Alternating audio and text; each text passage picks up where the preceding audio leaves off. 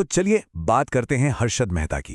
एक ऐसा नाम जो एक मामूली जॉबर से सीधा बना इंडियन स्टॉक मार्केट का बिग बुल, और फिर वही नाम बना देश के सबसे बड़े फाइनेंशियल स्कैम का चेहरा। आइए इस पूरी कहानी को परत दर परत समझते हैं। जरा इस नंबर पर गौर कीजिए, 4,000 करोड़ रुपए। जी हां, 1992 के सिक्योरिटी स्कैम का साइज लगभग इतना ही था। एक ऐसा अमाउंट जिसने भारत के पूरे फाइनेंशियल सिस्टम को हिला कर रख दिया था। लेकिन देखिए, इस घोटाले को समझने के लिए पहले उस इंसान को समझना होगा जिसके आसपास ये सारा खेल रचा गया। तो कहानी की शुरुआत होती है मुंबई से। देखिए, कई छोटी मोटी नौकरियों में हाथ आजमाने के बाद हर्षद मेहता को अपना असली ठिकाना मिला, बॉम्बे स्टॉक एक्सचेंज। यहीं पर एक जॉबर के तौर पर उन्होंने मार्केट की नब्ज पकड़नी शुरू की। हर्षद को यह समझने में देर नहीं लगी कि मार्केट में असली पावर है इन्फॉर्मेशन की। उन्होंने कंपनियों के अंदर के लोगों से ऐसे कनेक्शंस बनाए कि खबरें उन तक सबसे पहले पहुंचे। इसे कहते हैं इनसाइडर ट्रेडिंग। और हैरानी की बात तो यह है कि उस जमाने में यह गैरकानूनी था ही नहीं।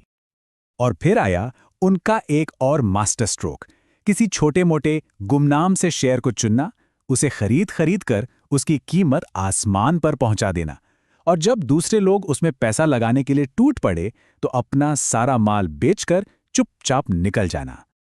तो इन्हीं तरीकों और अपनी जबरदस्त महत्वाकांक्षा के दम पर हर्षद ने अपनी खुद की फर्म खोली और मार्केट का किंग बनने का अपना सफर शुरू कर दिया। साल था 1982। अपने भाई अश्विन के साथ मिलकर उन्होंने अपने stock broking firm Growmore consultant शुरू की। अब वो सिर्फ एक खिलाड़ी नहीं थे, बल्कि गेम को चलाने वाले बन गए थे। अब हर्षद की जो बुल वाली सोच थी ना कि मार्केट तो भाई ऊपर ही जाएगा, उसने उन्हें सीधे सीधे बेयर कार्टेल के सामने खड़ा कर दिया। इन बेयर्स का मानना था कि मार्केट गिरेगा और वो इसी गिरावट से पैसा कमाते थे। ये बेयर्स शॉर्ट सेलिंग का खेल खेलते थे, मतलब मार्केट के गिरने पर दांव लगाना।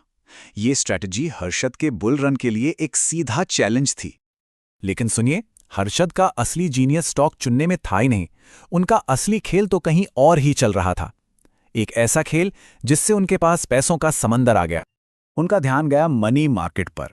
ये वो जगह थी जहां बैंक एक दूसरे को छोटे टाइम के लिए, मतलब 15 दिन के लिए लोन दिया करते थे।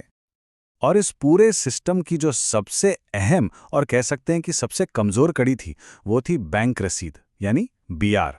होता यह था कि बैंक असली बॉन्ड्स की लेन देन के बजाय सिर्फ ये कागज की रसीद एक दूसरे को देते थे, जो बस एक तरह का वादा होता था। और बस यहीं हर्षद ने सिस्टम की वो नब्ज पकड़ ली। होता यह था कि वो एक बैंक से पैसा उठाते, उसे फौरन शेयर बाजार में झोंककर किसी शेयर का भाव बढ़ा देते, और फिर दूसरे छोटे बैंकों की मदद से फर्जी बैंक रसीदें बनवाकर पहले वाले बैंक का हिसाब पूरा कर देते।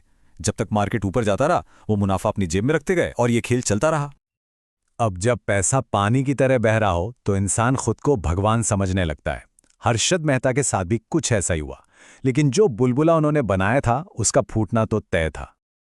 आप अंदाजा लगाइए, 1990 से 1992 के बीच, मतलब सिर्फ 2 साल में उन्होंने अकेले दम पर सेंसेक्स को 460% से भी ज्यादा उछाल दिया।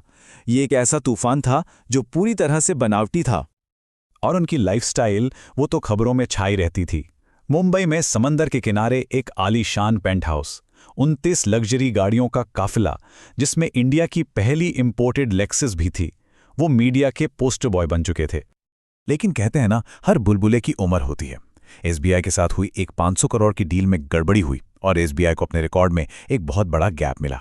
बस यहीं से मामला खुलना शुरू हो गया और फिर पत्रकार सुचेता दलाल ने इस पूरे घोटाले का पर्दाफाश कर दिया।